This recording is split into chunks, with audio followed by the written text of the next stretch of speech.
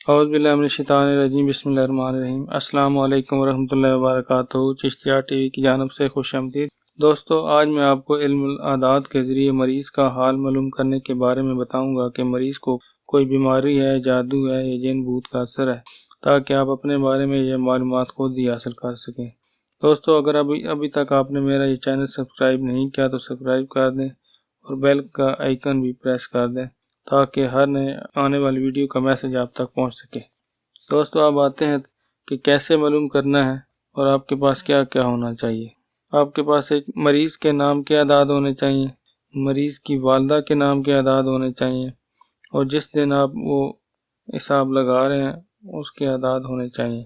آپ ان تینوں چیزوں کو جمع کریں گے۔ تینوں اعداد کو جمع کرنے کے بعد آپ 4 پر ڈیوائیڈ کریں گے۔ اگر 1 بچتا ہے تو اس کا مطلب ہے کہ اندرونی بخار ہے۔ اگر 2 بچتے ہیں تو کوئی جسمانی مرض ہے۔ اگر 3 بچتے ہیں تو اسیب یا جنات کا اثر ہے، اور اگر 0 کچھ بھی نہیں بچتا، پورا ڈیوائیڈ ہو جاتا ہے، تو سحر یا جادو کا اثر ہے۔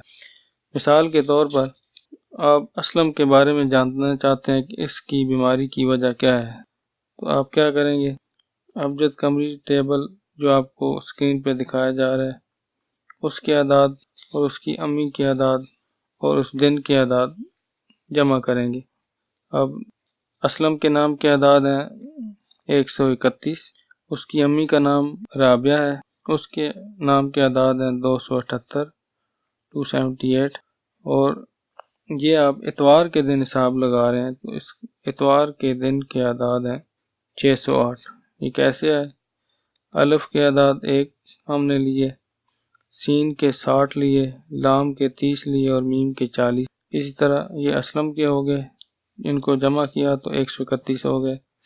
اور اسی طرح اب رابعہ کے، را کے 200، الف کا 1، با کا 2، عین کے 70 اور آ کے 5، ان کو جمع کیا تو 278 ہو گئے۔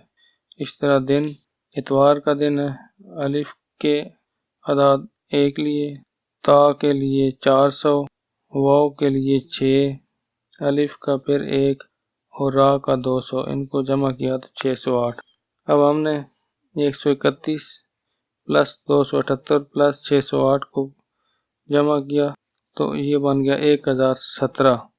اب 1017 کو جب 4 پہ ڈیوائیڈ کیا تو ہمارے پاس باقی جو بچتا ہے وہ 1 بچتا ہے۔ 1 بچنے کا مطلب یہ ہے کہ اسلم کو اندرونی بخار ہے، تو وہ اس کی ٹریٹمنٹ کرائے تو وہ انشاءاللہ ٹھیک ہو جائے گا۔ دوستو، میرے ویڈیو کو لازمی لائک کریں۔ انشاءاللہ نئے ویڈیو کے ساتھ حاضر ہوں گا۔ اللہ حافظ۔